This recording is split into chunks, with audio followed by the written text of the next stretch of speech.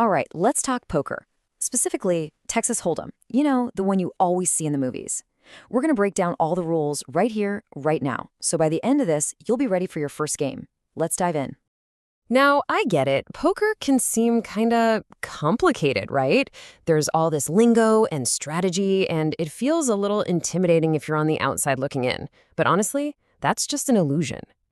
Because the truth is, the game itself is actually incredibly simple. Believe it or not, once we break it down, you'll see that everything you do in poker boils down to one single super clear goal. And this is it. The whole point. Your one job in any hand of poker is to win the pot. That's the entire game. Every bet, every decision, it's all about scooping up that pile of chips in the middle of the table. So what is the pot exactly? Well, it's just the pile of chips that everyone has bet during a hand. It's the prize, and whoever wins that hand gets to take it all. Simple as that. Okay, so how does a hand even get started? It all begins with a deal. And this is a really important idea. You've got your cards, and then you have the cards that everyone gets to share. It works like this. Everyone gets 2 cards dealt face down. These are your whole cards. They're your secret weapon, just for you. Then, in the middle of the table, 5 community cards will be dealt face up for everybody to use. And here's the central puzzle of the game. Your job is to look at your 2 secret cards and the 5 shared cards and make the absolute best 5-card poker hand you can. And you can use any combination. Use both of your cards, just one of them, or heck, even none of them if the 5 on the table make a killer hand by themselves. All right, let's get to the action. The game is played in betting rounds, and the very first one is called the pre-flop. It's called that because, well, it happens before the first community cards, the flop, are dealt. Before you even peek at your cards, a few things have to happen. A dealer button is set to show who's dealing. Then the 2 players to the left of the dealer have to make forced bets called blinds. Think of it like this. It gets the game started and makes sure there's already money in the pot worth fighting for. Once those bets are in, everybody gets their 2 private hole cards. And boom, it's decision time. Looking only at those 2 cards in your hand, you have to decide, is this hand good enough to play?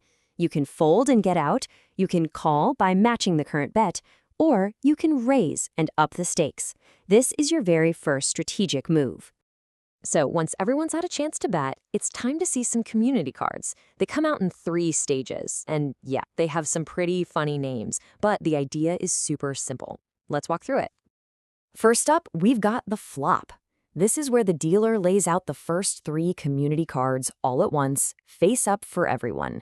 Instantly, the whole game can change based on what comes out. You're going to see a pattern here. New cards hit the table, and what follows? Another round of betting. Everyone takes a look at how the flop helped or hurt their hand, and they start betting all over again. Next up is the turn. A single 4th community card is dealt.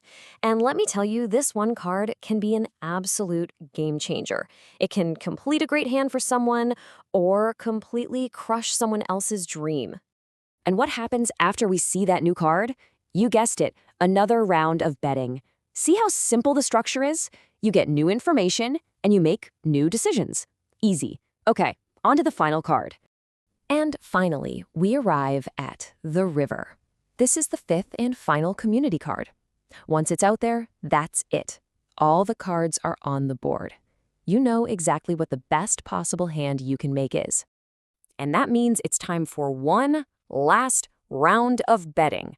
This is the final chance for players to put money in the pot before we get to the moment of truth. So, after all that action, how do we actually figure out who wins? Well, that brings us to the end of the hand, what we call the showdown. This is where we find out who's got the goods. Now listen up, because this is super important. There are actually 2 ways to win. The first is obvious, the showdown. If more than one person is left, you all show your cards and the best hand takes the pot. But, and this is where poker gets really fun, you can also win if everyone else folds. If you bet in a way that convinces all your opponents to give up, you win the whole pot without ever having to show what you had. That, my friends, is bluffing. So now you know the rules, and you might be thinking, okay, so this is all about just getting lucky cards. But that's where you'd be wrong. That's where poker stops being just a game of chance and becomes a game of serious skill. I love this quote because it says it all. What does it mean? Sure, anybody can get lucky and win one hand, but in the long run, luck runs out. A skilled player will always come out on top. Knowing how to bet, when to fold, and how to read other people, that's what makes a poker player. And really, that's it. Those are the basics of Texas Hold'em. It's a game that you can learn in, well, about the length of this explainer, but it can take a lifetime to truly master. You've got the rules down, so the only question left is, you ready to play?